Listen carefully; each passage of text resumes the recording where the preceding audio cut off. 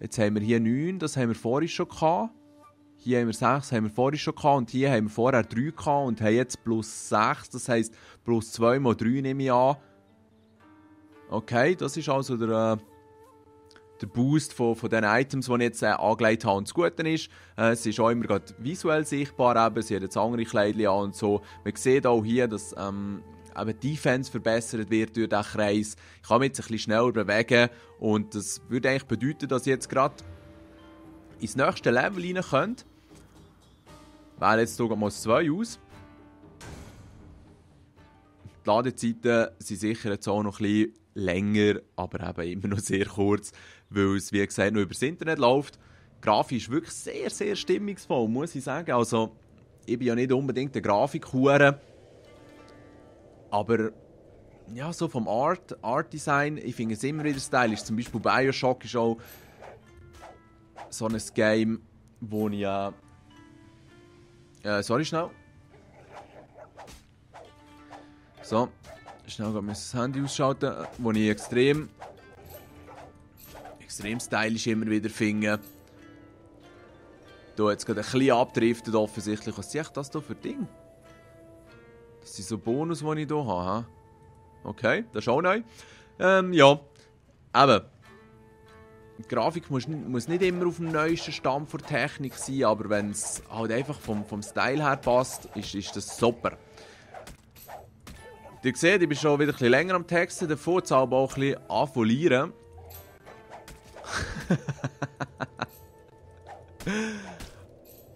Und ja, bin gespannt, wie das Feedback wird sein.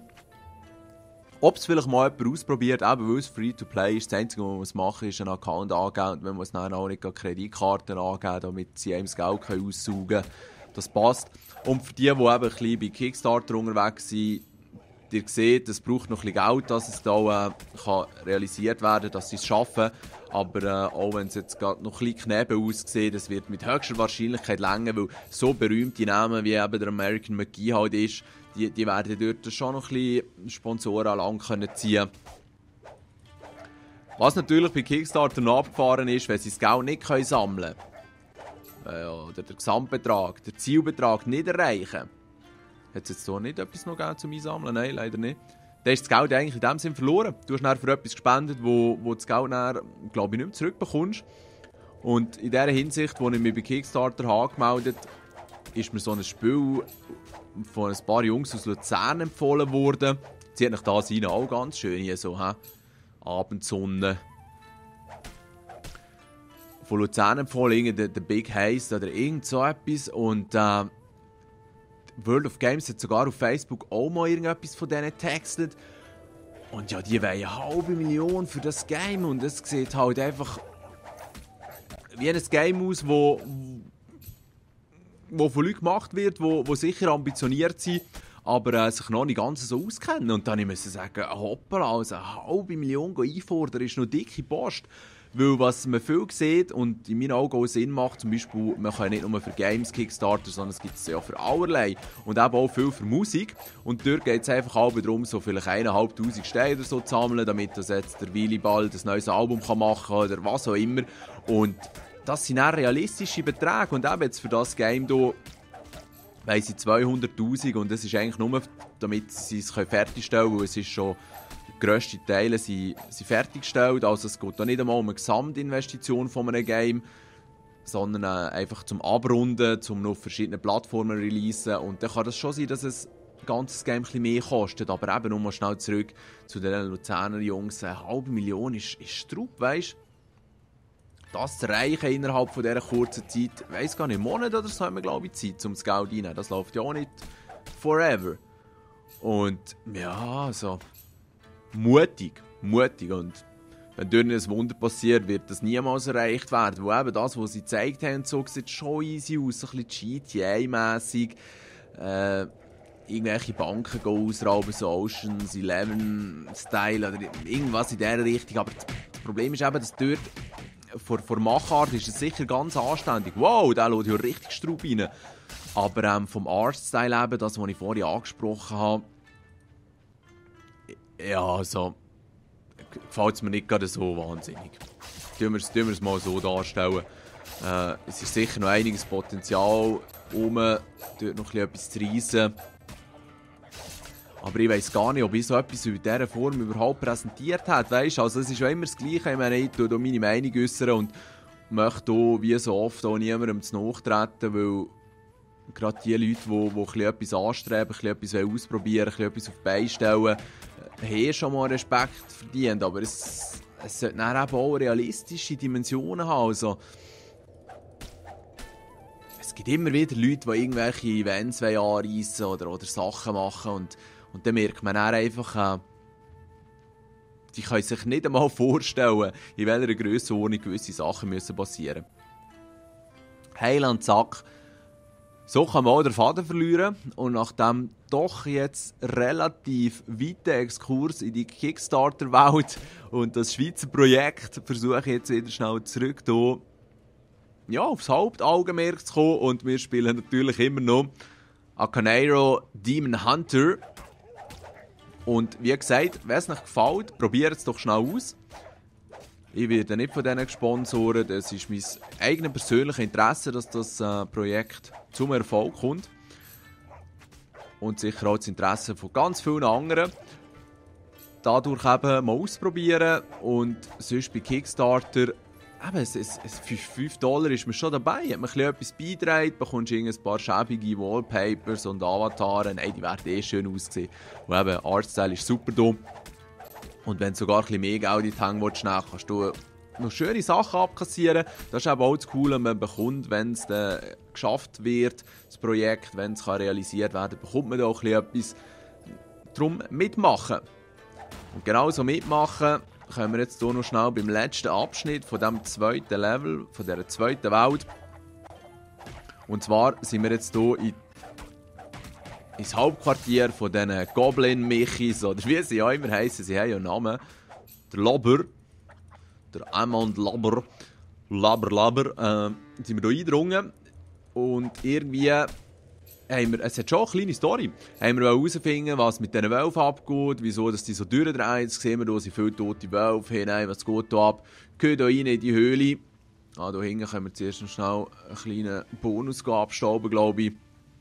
Es ist noch chillig, dass die Karte von Anfang an eigentlich freigelegt ist. Dadurch sieht man auch gerade, wo jetzt zum Beispiel eine Sackgasse ist. Und eine Sackgasse bedeutet auch immer, dort hat sicher noch ein paar Karma-Steine.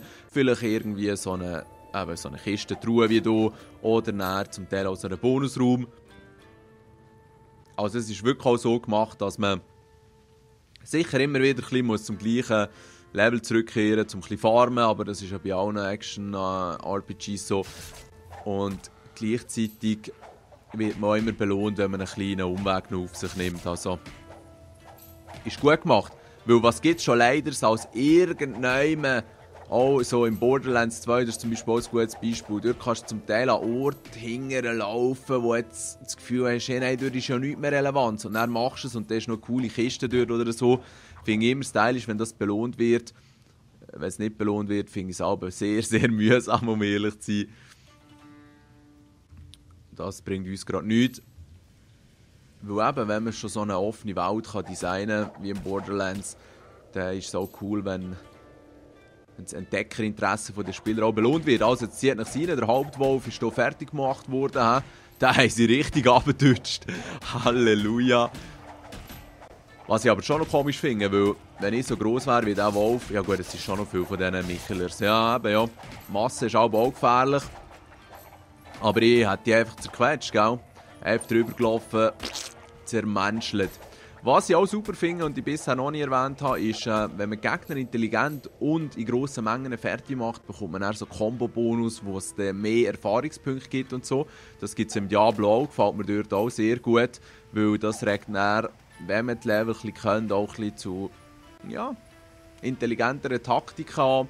Dass man vielleicht gewisse Gegnermengen ein bisschen sammeln und dann halt viele auf einen Schlag vernichtet, um noch einen Erfahrungspunkt-Bonus zu bekommen. Also ist eine gute Sache. Es lässt wirklich auch viel Spielraum, sich noch ein bisschen zu verbessern, ein bisschen andere Ansätze zu probieren. Schön der Effekt von diesem blauen Feuer. Da ist mir auch sofort ins Auge gestochen. Und jetzt kommt hier, glaube ich, so ein fetter da, irgendwie so ein Boss. Und die Bosse sind auch sehr stylisch designt. Also ich habe jetzt vielleicht schon 3 oder 4 gesehen. Und ja, da ist jetzt halt einfach so ein bisschen... Oh, jetzt muss ich aufpassen, dass ich hier nicht zu fest abkacke. Meine Leben ein bisschen auffüllen wieder. Das sieht jetzt aber gerade ein bisschen scheiter aus. Mein Helfer ist dort auch recht am Durchdrehen. Ich versuche ein bisschen von hinten reinzuheben. Und ihr seht, wenn ich die Karma-Steine... Oh nein, jetzt ist mein Helfer tot. Aber ich habe es geschafft, schön. Wenn man die Karma-Steine aufnimmt, dann gibt es einem nachher Leben wieder zurück. Also es ist wirklich noch ein gutes System. Gehen wir schnell zurück zum Dörfli. Ich hoffe, es gibt wieder ein Level Up. Schnell schauen, Mission complete. Jawohl, Level Up gibt es wieder. Jetzt sind wir schon Level 3. Am Anfang geht es natürlich immer schnell. Und ich würde sagen, jetzt tun wir hier unsere Angriffsfähigkeiten noch ein bisschen verbessern. So, genau. Und ihr seht jetzt, die Basisverteidigung ist 4. Und wenn wir jetzt in den Charakterscreen schauen, sehen wir plus immer nur die 6 eben von der Ausrüstung. Das wäre es gewesen. Jawohl. So funktioniert das. Schnell noch schauen, was wir im Inventar haben. Den können wir sogar anlegen. Das ist so ein Helmersatz. Das tut sogar 2 Fähigkeiten boosten. Legen wir an. Das ist so eine Gesichtsbemalung. Okay, schön. Den kann man erst ab Level 4 haben. Und der Energie-Regenerationsboost. Energy bringt uns gar nicht so viel. Ja, das Zeug kann ich dann wieder verkaufen. Und ja, wenn man das Spiel beenden will, kann man sich hier einfach... Jetzt habe ich schon wieder Escape gedrückt. Kann man hier einfach mit X... Dann zurück zum Menüscreen. Es wird alles gespeichert. Ihr könnt einen neuen Charakter auftun. Es ist eine Maske, nicht nur eine Gesichtsbemalung. Okay. Und das wäre es dann schon gewesen. Ja, es ist wirklich, in meinen Augen, es gefällt mir sehr gut. Schade, hat es meine Charakter resettet, aber das passiert auch immer in der Beta. Hätte ich noch ein paar höherlevelige können zeigen. Aber das passt auf jeden Fall im Moment. Und wenn ihr das Game angetestet habt und gerade zu Kickstarter wollt, ist da sogar noch ein Link drauf. Ihr seht auch, hier ist noch ein Chat am Laufen, kann man Fragen stellen oder so. Es gibt auch ein paar richtig hohle Schauen, wo ein paar simple Fragen stellen. Es kann jeder hier das User Guide noch lesen, das hilft auch. Und Ophelia ist irgendeine Angestellte oder heisst ja, irgendetwas heisst, ist eine Angestellte, eben auch, die in Amerika ist. Der McGee ist ja in Shanghai. Dort tun sie auch so die Zeitzonen ein bisschen abdecken, immer ein bisschen antworten. Also es ist gut gemacht. Es gefällt mir. Ich hoffe, ihr habt auch Spass gehabt und wünsche euch noch einen schönen